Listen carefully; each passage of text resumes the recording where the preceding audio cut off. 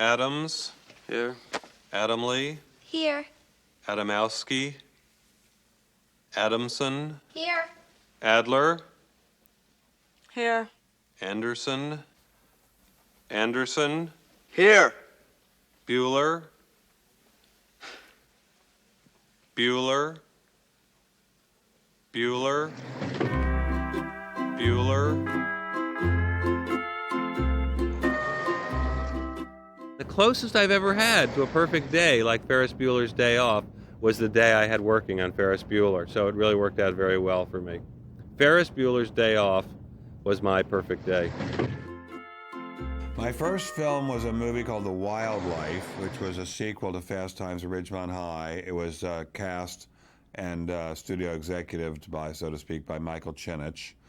Michael is a good friend, close friend, through a fellow named Steve Green, who used to be an executive at Warner Brothers, and also through a fellow named Eddie Blyer, who was a high executive at Warner Brothers, and who was friends with Bill Safire, the famous New York Times columnist, who was my predecessor as a speechwriter for Richard Nixon. So really it all started with Richard Nixon, because had I not gone to work for Richard Nixon, I would never have met Bill Safire, never have met Eddie Blyer, never have met Steve Green, never have met Michael Chinich, never have met John Hughes, never been in Ferris Bueller's Day Off. So really Richard Nixon started it all. I love being in a movie. Any sane person would love being in a movie. Any person who is life-size for most of his life would like to have a few minutes when he's 40 by 60. You have to be crazy if you're a human being not to want to be large and immortal. And that's what a movie makes you. And I knew I was going to be a star because the day it opened, which it did at a theater in Westwood, I walked down the street to a little Chinese restaurant with my wife, and I was just having a solitary, incredibly inexpensive dinner, and people had seen the preview mobbed me. So I thought, I'm going to be famous. I like it. I want to be famous. And I remember I told my friend Deanne Barkley, who was then, I believe, a high executive at NBC, I'm going to be famous. She said, you won't like it. It'll be a pain in the neck. But I do like it. I love being famous. I was once in an elevator at a very nice hotel on Grafton Street in Dublin, and I went up in an elevator with a group of American musicians, and I said to them, you're obviously Americans, what do you do? And the guy said, well, I'm Kurt Cobain, and I would say I'm somebody or other. And I said, it might have been London, but it was either London or Dublin, I forget what. I used to go to Europe a lot more than I do now. And I said, oh, great, you're really, really famous. And he said, Bueller. I thought that was really fun. Well, so, I mean, everyone knows. Well, when I saw Mr. Bush, I saw Mr. Bush at the first White House Christmas party after he was elected, and we were all going through a line, he puts his arm around me and says, Bueller. He said, I was just watching Ferris Bueller on the plane, on Air Force One, and there you are. I think the serious message of Ferris Bueller is, one, that some people are a lot luckier than others. Two, that if you do what you really want to do, things work out very well for you, that there's a kind of karmic force that carries you along. And three, that there are just naturally some winners and some losers in the world. I guess four is that a person who is doing what he wants to do sort of enriches everyone else's life as well. I thought that at the end of the movie, wherein Ferris Bueller has essentially gotten away with everything, it is the encapsulation of every person's dream. This is to comedies what Gone with the Wind is to epics. It will never die because it responds and calls forth such human emotions. It isn't dirty, there's nothing mean-spirited about it, there's nothing sneering or sniggering about it. It's just wholesome. We want to be free. We want to have a good time. We know we're not going to be able to do all our lives. We know we're going to have to buckle down and work. We know we're going to have to eventually become family men and women and have responsibilities and pay our bills. But just give us a couple of good days that we can look back on. I think when John Hughes wrote, produced, and directed Ferris Bueller's Day Off, he was writing about a human need as basic as the human need that Jefferson wrote about in the Declaration of Independence, the need to be free and to pursue happiness, life, liberty, and the pursuit of happiness. very basic stuff. And I don't know that there's ever been a happier movie. I mean, it's a movie that you cannot watch without feeling really, really great. The thing about John Hughes that's unusual is that he really sees right to the heart of the human creature. And he really understands it unbelievably well. When he did The Breakfast Club, at first when I saw The Breakfast Club, I thought, oh, I hate this movie. It's all about self-indulgent kids full of self-pity. But then I thought, well, that's the human animal is full of self-pity. The human animal is basically a self-pitying biped. You know, Samuel Johnson said, I think, described human beings as an ungrateful biped. But it's really, and more in the 20th and 21st centuries, more an ungrateful biped.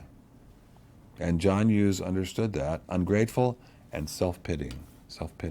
In the 21st century, 20th century, John Hughes got it. Man and woman are self-pitying bipeds.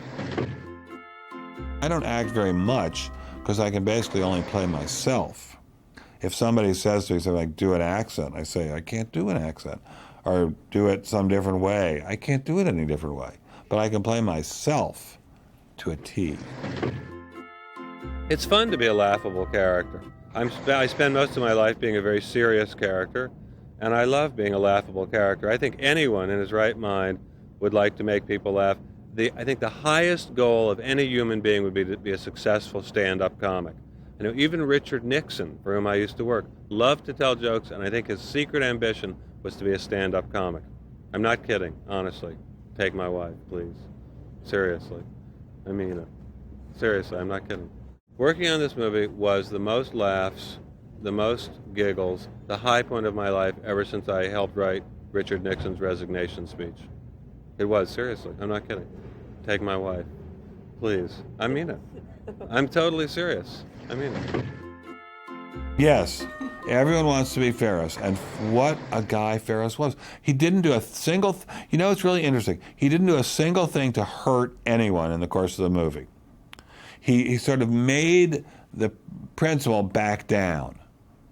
But other than that, he didn't do a single thing to hurt anybody else. It's sort of like, if I may use this very, very, very extreme analogy, it's sort of like the New Testament. In the New Testament, Jesus Christ does not hurt anyone.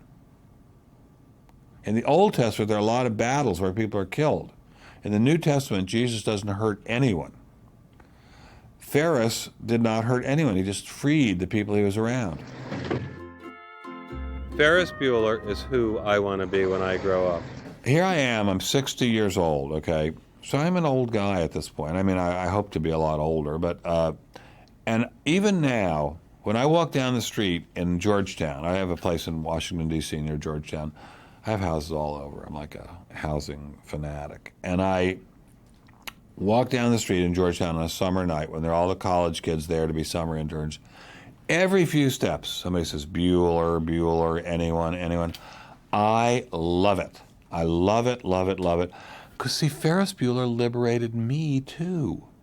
Ferris Bueller said, you don't have to be locked away at your typewriter, because we had typewriters, not computers. You don't have to be locked away in the closet writing. You can be yourself and let people see your personality, and they'll like you for it, and they'll admire you for it. You don't have to hide in a back room somewhere. You can be on the other side of the camera with your picture being shown to people, and you'll be America's darling. And it worked. It worked unbelievably well. So that since Ferris, America is like a small town to me. Everywhere I go, people say Bueller. It's incredible how it's made the whole world into my oyster, and I owe it all to Michael Chinich and John Hughes and God's grace to me. There's only one other thing I want to say. If I hadn't been in Hollywood, if I hadn't been going around to the studios pitching scripts, if I hadn't met Michael Chinich, none of this would have happened. The ultimate rule of life, propounded to me by one of the greatest writers of the 20th century, Joan Didion, is you can't win if you're not at the table. That's what happened to me in Ferris, and that's what Ferris is saying too.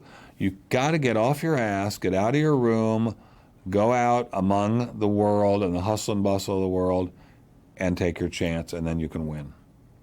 You can't win if you're not at the table. I didn't make it up. Joan Didion made it up, but it's genius.